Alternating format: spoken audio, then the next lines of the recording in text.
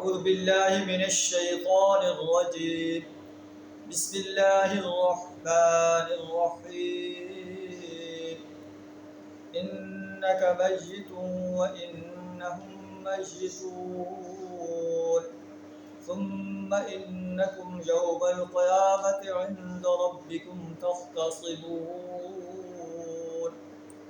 فمن أظلم ممن كذب على الله وكذب بالصدق إذ جاءه أليس في جهنم مثوى للكافرين صدق الله العظيم۔ سورہ الزمر آیت نمبر 23 تا 32 آپ کے سامنے تلاوت کی۔ ان کا ترجمہ کچھ اس طرح: انک میت وانہم میتون، اے نبی صلی اللہ علیہ وسلم آپ نے بھی آپ کو بھی موت آنی اور ان لوگوں نے بھی مرنا ہے۔ ثم انکم یوم القیامت عند ربکم تختصمون، آخر کار قیامت کے روز تم اپنے رب کے حضور اپنا مقدمہ پیش کرو۔ معلوم ہے کہ موت جو ہے وہ اٹل ہے، چاہے کوئی نبی ہو، چاہے کوئی ولی ہو، چاہے کوئی صدیق ہو، موت اس کو آ کر ملے۔ وما محمد الا رسول، نہیں ہے محمد صلی اللہ علیہ وسلم مگر اللہ کے رسول۔ قد خلت من قبلہ الرسل، آپ سے پہلے بھی رسول گزر چکے ہیں۔ افإن مات، اگر آپ کو موت آ جائے، او قتل، یا آپ شہید کر دیے جائیں، قتل کر دیے جائیں، تو انقلبتم علی اعقابکم، اے ایمان والو تم اپنی ایڑیوں کے بل پھر جاؤ گے۔ ومن ينقلب على عقبيه فلن يضر الله شيئا، اور جو اپنی ایڑیوں کے بل پھر جائے گا وہ اللہ کا کچھ نہیں بگاڑے گا۔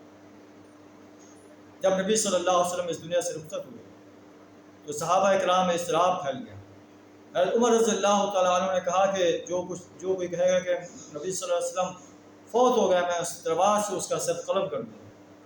صدیق اکبر رضی اللہ تعالیٰ عنہ آتے ہیں، نبی صلی اللہ علیہ وسلم کے چہرے سے اپنا چادر اٹھاتے ہیں، آپ کو بوسہ دیتے ہیں، اور پھر مسجد نبوی میں آ کر خطبہ دیتے ہیں: من کان یعبد محمدا فإن محمدا قد مات، اے لوگ جو محمد صلی اللہ علیہ وسلم کی عبادت کرتا تھا، محمد صلی اللہ علیہ وسلم کو موت آ چکی۔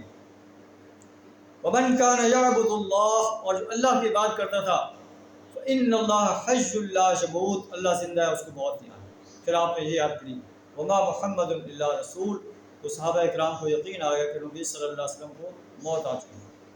اللہ فرمایا کہ اے نبی صلی اللہ علیہ وسلم آپ نے بھی مرنا ہے، ان کفار مکہ نے بھی مرنا ہے، اور قرآن جو کہ آفاقی کتاب ہے، پوری کائنات کے انسانوں کو کہا جا رہا ہے جو سرکش اور باغی ہیں، تمہیں بھی مرنا ہے۔ پھر قیامت کے روز اللہ کی عدالت میں تمہارا مقدمہ پیش ہوگا۔ جو ظالم انسان ہے، اور سب سے بڑا ظالم وہ ہے جو اللہ پر جھوٹ باندھتا ہے اور سچائی کی تکذیب کرتا ہے۔ اللہ فرماتا ہے الیس فی جہنم مثوی للکافرین، کیا ایسے کافروں کا ٹھکانہ جہنم نہیں؟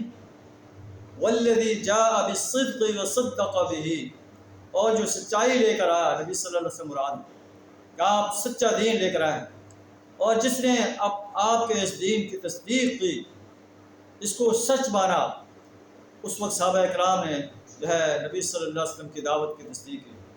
اللہ فرماتا ہے اولئک هم المتقون، یہ متقی انسان ہیں۔ لہم ما یشاءون عند ربہم، انہیں اپنے رب کے ہاں وہ سب کچھ ملے گا جو وہ چاہیں گے۔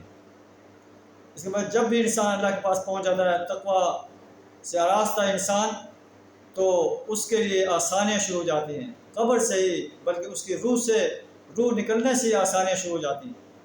قبر کے عذاب سے اسے محفوظ کر دیا جاتا ہے، حشر کے ہولناکی سے اسے محفوظ کر دیا جاتا ہے، جہنم کے عذاب سے اسے محفوظ کر دیا جاتا ہے، عالم برزخ میں اس کے لیے آسانی ہوتی ہے۔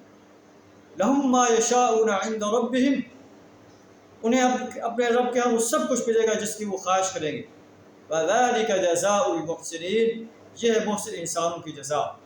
لیکفر اللہ عنہم اسوأ الذی عملوا، تاکہ اللہ ان کے برے اعمال کو مٹا دے۔